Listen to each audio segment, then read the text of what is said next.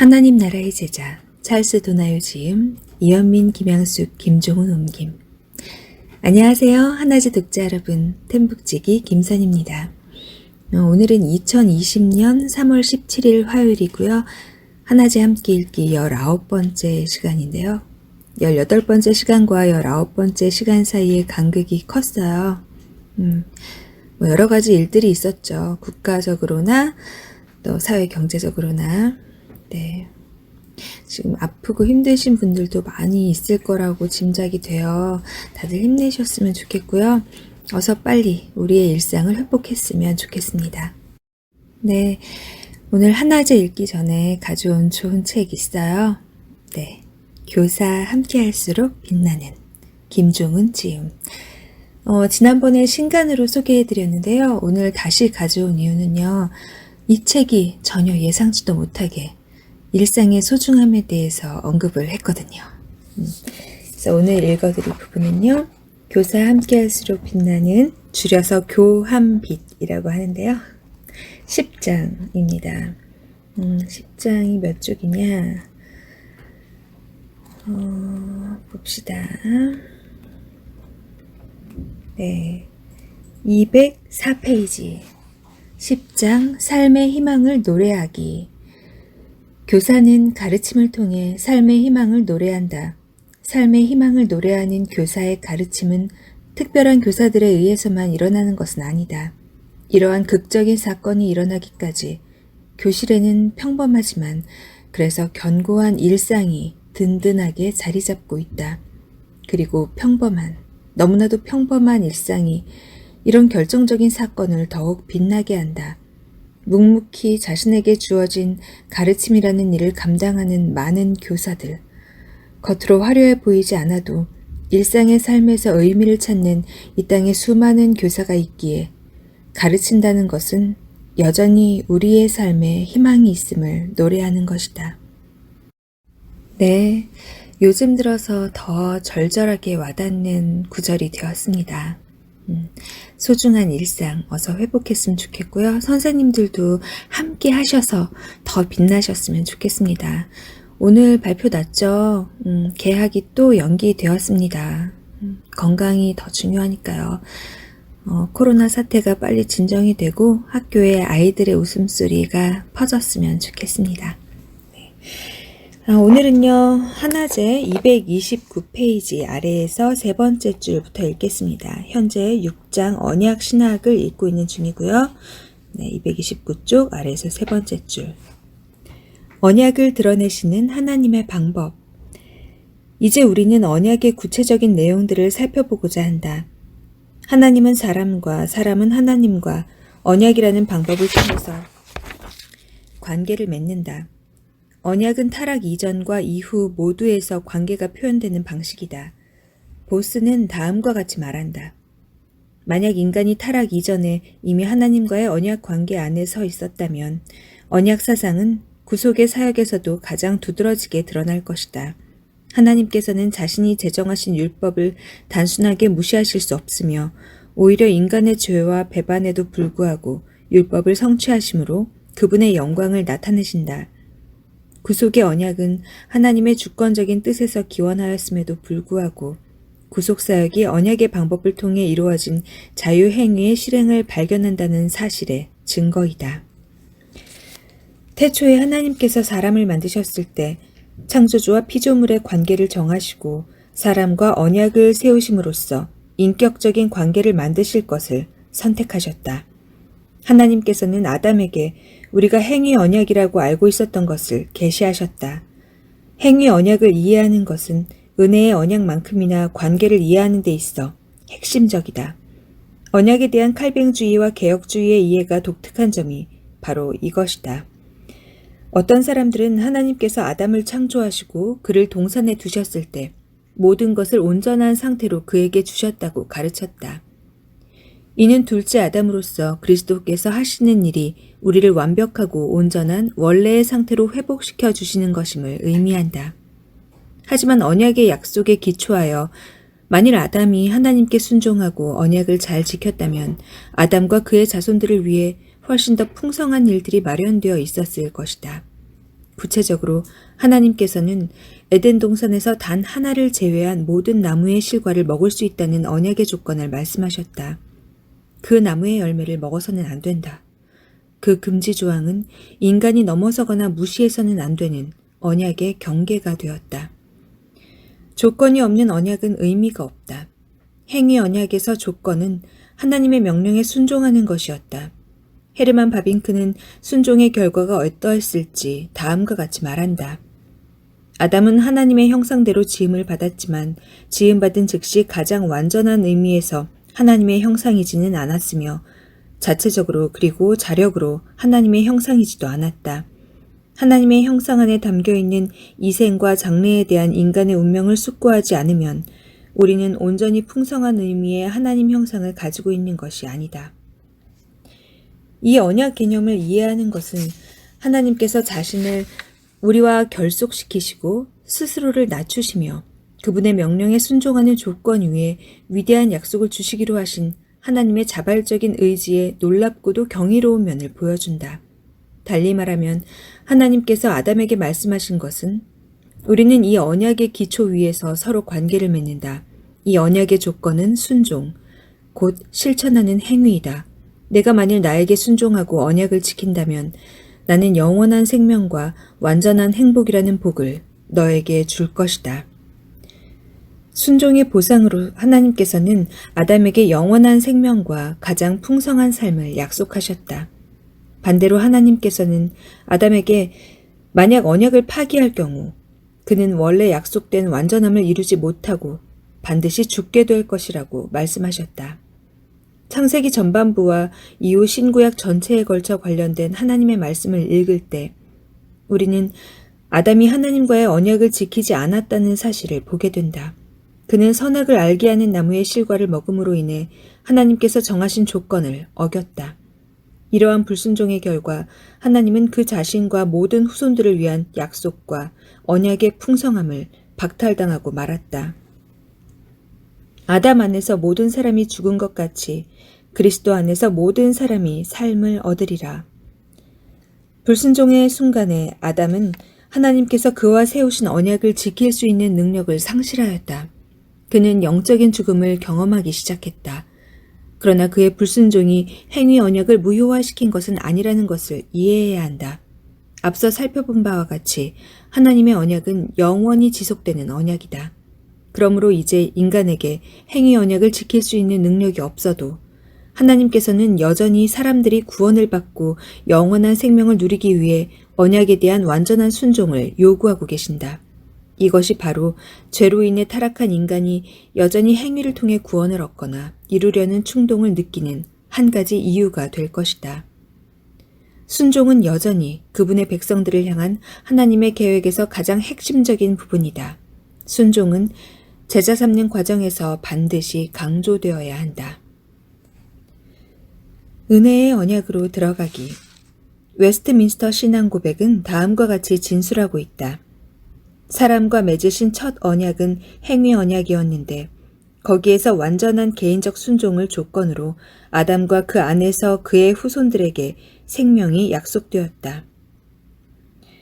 사람이 타락으로 말미암아 그 언약으로는 생명을 얻을 수 없게 되었으므로 주께서는 일반적으로 은혜 언약이라고 불리는 둘째 언약을 맺기를 기뻐하셨는데 그 언약에 의해 주님은 죄인들에게 예수 그리스도로 말미암는 생명과 구원을 값없이 주시고 그들에게 구원 얻도록 그리스도를 믿으라고 요구하시며 영생하도록 작정된 모든 사람에게 기꺼이 믿게 하시고 또 믿을 수 있도록 그분의 성령을 주시기로 약속하셨다. 그리스도인들은 신앙생활을 시작할 때부터 그분과 함께 영원한 생명과 복을 누리려면 하나님께서 여전히 완전한 순종을 요구하고 계신다는 것을 이해해야 한다.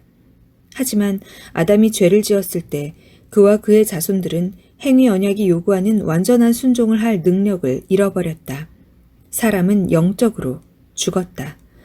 사람은 언약을 지킬 수 있는 능력을 잃었지만 하나님께서는 여전히 그 언약에 대한 책임을 사람에게 지우신다. 바로 이 지점에서 하나님께서는 아담을 죄로부터 구원하시려는 그분의 계획을 드러내셨다. 창세기 3장 15절에서 그분의 아들 그리스도께서 이 땅에 오셔서 우리 편에서 우리의 죄값을 치르고 그렇게 함으로써 우리가 행위의 언약을 범해서 잃어버린 모든 약속들을 다시 얻게 된다는 하나님의 은혜의 언약이 처음 모습을 드러낸다. 내가 너, 뱀으로 여자와 원수가 되게 하고 내 후손도 여자의 후손과 원수가 되게 하리니 여자의 후손은 내 머리를 상하게 할 것이요 너는 그의 발꿈치를 상하게 할 것이니라. 원수는 전체 구약시대를 통해 각 시기마다 다른 모습으로 나타나지만 성경이 새 언약이라 부르며 우리 마음에 기록될 은혜 언약의 각 단계들은 그리스도의 오심으로 완전한 성취에 이르게 된다. 은혜의 언약은 창세기의 시작에 나타난 인간의 타락 이후에 구원을 위한 단 하나의 길만 있음을 우리에게 상기시킨다. 구원은 더 이상 사람의 행위로는 얻을 수 없다. 그러나 언약 개념을 이해하면 하나님께서 언약 안에서 당신의 말씀을 반드시 지키신다는 것을 알게 된다. 그러므로 하나님께서는 그리스도가 개입하도록 계획하셨고 마지막에 택함을 받은 사람들이 그리스도를 믿고 그리스도께서 이 세대의 끝에 다시 오실 때까지 심판을 유예하고 계신다. 사도 바울은 아담 안에서 모든 사람이 죽은 것 같이 그리스도 안에서 모든 사람이 삶을 얻으리라고 말한다. 하나님께서는 우리를 대신하여 언약을 지키시고 그것에 기초하여 우리를 우리 죄에서 구원하시기 위해서 그분의 아들, 삼위일체의 제2위격이신 주 예수 그리스도를 보내셨다. 그분께서는 율법을 완전히 지키셨다. 그러므로 바울은 빌립보의 간수들과 우리에게 주 예수를 믿으라. 그리하면 너와 네 집이 구원을 받으리라고 말할 수 있었다. 이제 우리는 이 과정을 신중하게 따라야 한다. 하나님께서는 전체 인류와 행위의 언약을 세우셨다. 그 언약은 하나님의 요구 조건을 여전히 가지고 있다. 하지만 죄인인 인간은 그 요구 조건을 충족할 능력이 없다. 그러므로 하나님께서는 그의 택하신 백성과 두 번째 언약을 맺으셨다. 그분께서는 우리를 위해 예수 그리스도께서 우리 스스로는 할 수 없는 일을 대신하도록 그분을 보내셨다. 그리스도의 오심은 사람과 맺은 하나님의 언약의 신실성과 지속성을 보장한다. 그리스도께서는 특별히 십자가 위에서 자신을 희생하는 것과 함께 그분의 완전한 순종의 삶을 통해서 이것을 성취하신다. 그분은 자신의 희생을 통해 우리의 구속을 이루어내셨다. 이제 우리는 우리 자신의 의로운 행위로 구원을 받는 것이 아니라 그리스도의 나심과 삶, 죽음, 그리고 죽은 자로부터 부활을 통한 그분의 사역을 근거로 구원을 받는다. 이 은혜의 언약은 우리가 구원받을 수 있는 유일한 수단이다. 웨스트민스터 신앙 고백은 은혜의 언약조차도 우리에게 요구사항과 조건이 있다고 진술한다. 그것은 우리가 주를 믿고 순종하는 것이다. 그러나 이 말은 마치 행위 언약의 합의처럼 들리지 않는가? 그렇다. 우리는 우리 자신의 조건을 충족할 능력이 없지만 예수 그리스도께서 오셔서 그분의 은혜로 말미암아 우리를 위하여 행위의 언약을 지키실 뿐만 아니라 우리가 자발적으로 그분을 믿고 복종할 수 있도록 만든 사실을 제외하면 말이다. 그리스도께서는 우리가 죄 때문에 얻을 수 없었던 것을 우리를 위해 얻으셨다. 그 결과 그분의 은혜로 말미암아 우리는 영생을 얻게 되었다. 윌리엄 헤인즈는 이렇게 말한다. 은혜의 언약에는 다음과 같은 특별한 특징이 있다. 그것은 일방적이고 파기 불가능하며 무조건적이다. 은혜의 언약은 그리스도께서 조건을 세우시고 그 조건을 홀로 충족시키심으로 이루어졌다는 의미에서 일방적이다. 이 언약은 하나님께서 창세기 17장 7절에서 영원한 언약이 될 것이라고 말씀하신 대로 파기 불가능하다. 그것은 결코 깨지지 않는 영원한 언약이며 또한 무조건적인 언약이기도 하다. 헤인즈는 이처럼 은혜의 언약은 일반적으로 언약의 조건들이라 불리는 것이 있음에도 불구하고 무조건적인 언약으로 지정되었다고 말한다. 행위의 언약과 달리 은혜의 언약으로서 이 언약은 구원을 얻기 위한 조건이 없다. 언약의 의무라고 불렀으면 더 좋았겠지만 헤인즈는 믿음과 순종을 은혜의 언약의 조건이라고 정확히 지적하고 있다. 그러나 의무라고 해도 우리는 우리의 힘만으로 그것을 지킬 수 없다는 것을 알아야 한다. 하지만 은혜의 언약에서 약속의 일부는 그리스도께서 뜻하셔서 그러한 의무들을 지킬 수 있도록 우리에게 능력을 주시는 것이다. 복음을 하나님의 은혜의 수단이라고 할 때 이것은 단순히 너희는 그 은혜에 의하여 믿음으로 말미암아 구원을 받았으니 이것은 너희에게서 난 것이 아니요 하나님의 선물이라 행위에서 난 것이 아니니 이는 누구든지 자랑하지 못하게 함이라는 의미다.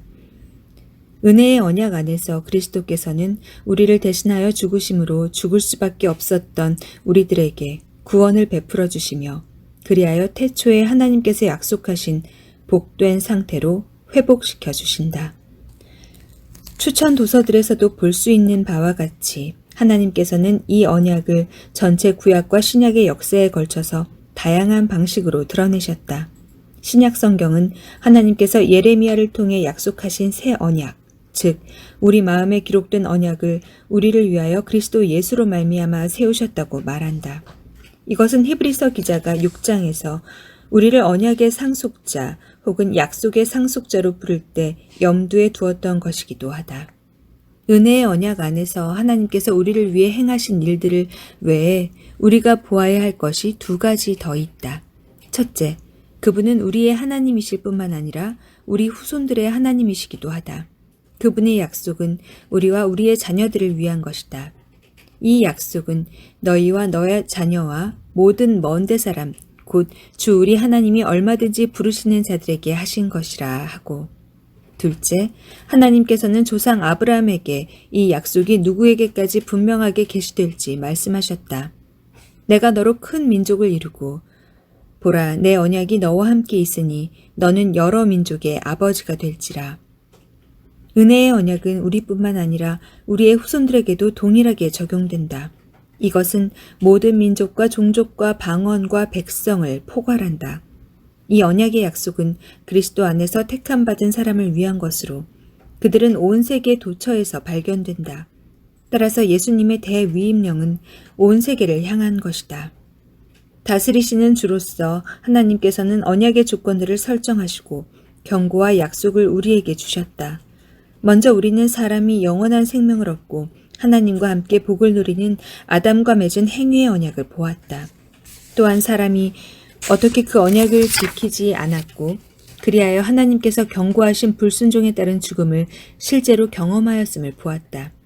그리고 그리스도께서 우리를 위하여 언약을 지키시기 위해 오셨고 원래 행위의 언약에서 하나님께서 약속하셨던 것을 우리에게 보장해주는 은혜의 언약을 세우셨음을 보았다. 그리스도는 자신을 희생하는 구속의 사역을 통해 우리를 위해 구원을 이루셨고 따라서 우리에게 그분의 명령을 믿고 순종할 수 있는 능력을 주셨다. 그리고 우리는 언약이 우리뿐만 아니라 우리의 자녀들과 세계 모든 열방에서 택함을 받은 자들을 위한 것임을 보았다. 우리가 알고 있는 하나님의 십계명은 여전히 우리가 그분의 명령에 복종할 때 그분의 뜻을 우리의 삶에 적용하도록 돕는 도덕적 지침이다. 율법은 결코 우리의 구원을 위한 수단으로 계획된 것이 아니다. 언약과 관련하여 몇 가지 적용할 점들. 최근 한 결혼식의 주례를 서면서 나는 하나님은 강압적이지 않고 자유롭게 그분의 백성과 관계를 맺으시는 언약의 하나님이심을 설명하였다. 우리는 언약을 통해서 하나님과 관계를 맺는다. 그런 후에 나는 우리가 언약에 의해 결혼한다는 하나님의 말씀을 설명하였다. 결혼의 언약을 이해하려면 하나님과 그분의 백성들 사이에 맺은 언약에 대해 이해해야 한다. 실제로 예수님은 우리가 언약의 신비를 이해하는 것을 돕기 위해 결혼을 사용하신다. 나는 하나님과 우리가 맺은 언약이 우리와 배우자 간의 언약적 관계를 위한 하나님의 모범이라는 것을 설명하였다. 또한 언약 개념이 하나님께서 우리와 맺는 관계, 그리고 우리가 그분과 어떻게 관계를 맺는지에 대한 배경을 형성하기 때문에 이 수직적인 관계도 그분의 말씀에 따라 우리가 다른 사람들과 관계를 맺는 방식, 그리고 우리 주변 세상과 관계를 맺는 방식에 영향을 미친다. 예를 들어 구약에서 언약은 사람들 간에 맺는 협정으로 기술되곤 한다. 성경에서 언약들은 종교적으로 깊은 의미를 함축하고 있는데 이는 그런 언약들이 하나님께서 우리와 수직적으로 맺으시는 관계를 수평적으로 반영하고 있음을 의미하기 때문이다.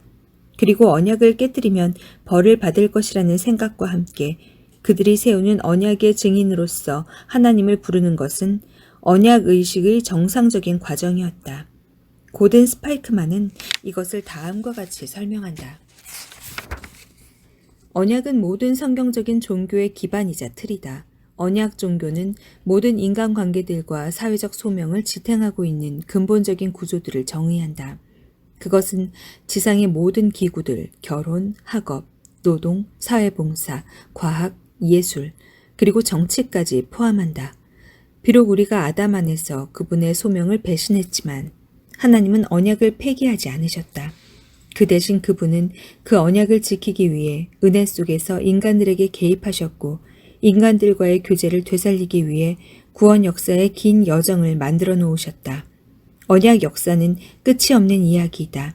그것은 하나님이 이스라엘을 다루시는 방법뿐만 아니라 그분이 오늘날과 미래의 기독교 공동체를 다루시는 방법을 포함한다. 그러므로 구약 성경은 개인이나 가정들 사이에 세워지는 수많은 언약의 사례들을 보여준다.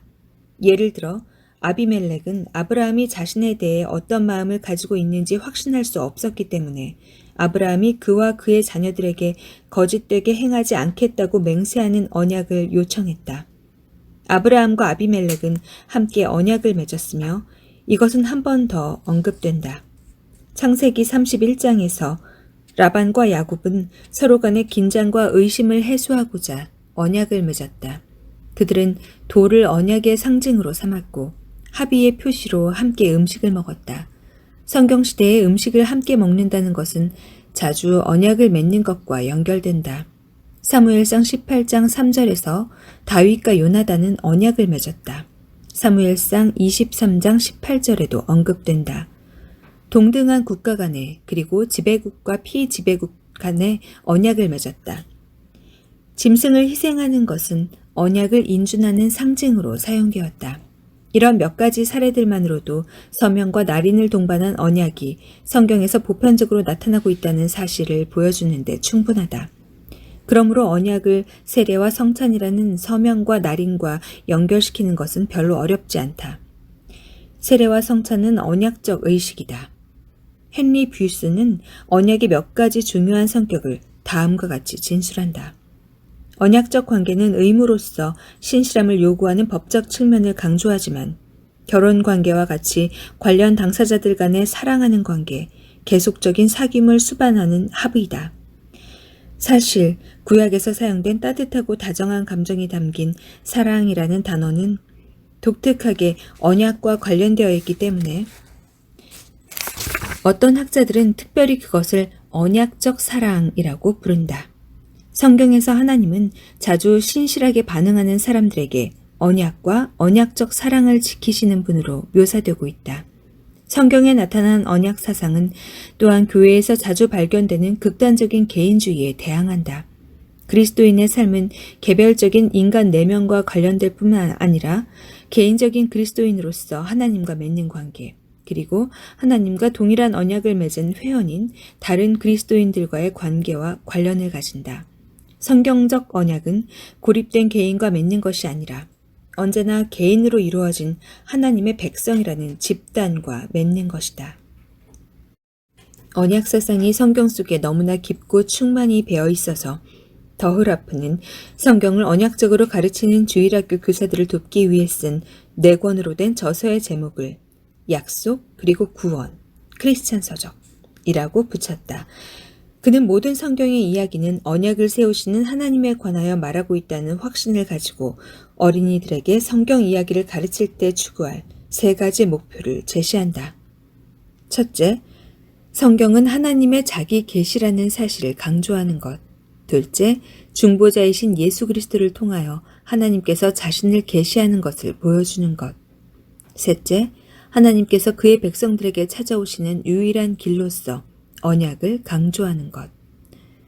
따라서 성경을 읽을 때 우리는 하나님께서 그 자신에 대해 계시하시는 바가 무엇인지, 중보자로서 자신에 대해 계시하시는 바가 무엇인지, 그리고 그의 백성과 맺은 언약 안에서 자신을 어떻게 계시하시는지 알아내기 위해 노력해야 한다. 주님의 일, 특별히 하나님의 구원하시는 은혜와 그 결과를 이해하기 위해서 언약적 틀을 갖는 것은 제자훈련 과정에 필수적이다. 언약은 하나님과 그분의 백성 사이에 맺는 인격적 관계로서 설정되어 있으면서 우리의 믿음과 그리스도인으로서 살아가는 삶의 기초로서 건전한 교리에 집중하게 한다. 언약은 우리가 율법주의에 빠지지 않게 지켜주며 하나님의 은혜로 말미암아 믿음으로 우리가 구원을 얻는다는 것을 상기시켜준다. 네, 이렇게 해서 245 넘겨서 246, 247, 8까지 읽었습니다. 1부가 끝났어요. 네, 다음 20번째 함께 읽기 시간에는요, 2부부터 읽도록 하겠습니다. 지금까지 이렇게 음성으로 들려드렸는데요. 야심찬 계획을 세우고 있어요. 2부부터는 좀 신선하게 다가가 볼까 합니다. 네, 기대해 주시고요. 오늘 마지막 인사는 교사 함께 할수록 빛나는 교환빛 마지막 문단으로 하겠습니다. 꼭 교사가 아니셔도요. 본인의 땅끝에서 대입하셔서 읽으시면 됩니다. 교사로서 우리의 삶도 다르지 않다. 지금 나에게 벌어지는 일들은 따로 떼어놓고 보면 어떤 의미인지 잘 드러나지 않는다. 내 삶의 이야기가 결말에 다다랐을 때 비로소 모든 사건이 제자리를 찾아가고 온전한 의미를 갖게 될 것이다. 나의 삶의 이야기는 결말에 이르러 모든 의미가 분명히 드러난다. 따라서 이야기의 끝에 이르기 전까지는 그 누구도 지금 내게 벌어진 일의 진정한 의미를 다 알 수 없다. 결말에 이르렀을 때 교사의 삶에 있었던 모든 순간이 제자리를 찾아갈 것이다. 때로는 힘들고 어렵지만 가르침과 배움의 길을 걸어가는 교사의 삶은 그래서 가치 있고 아름답다. 그 삶은 함께할수록 빛이 난다. 교사 함께할수록 빛나는. 네. 너무 좋은 마지막 문단이었습니다. 오늘 함께 읽었던 언약신학도 너무 좋았죠? 언약이라는 단어가 마음에 박힌 것 같습니다. 네. 자, 건강하시고요. 일상의 소중함을 느끼면서 감사하면서 살아야겠어요. 특별히 대구 지역에 계신 분들 모두 힘내시길 바랍니다. 지금까지 낭독의 템북지기 김선이었습니다. 건강하세요.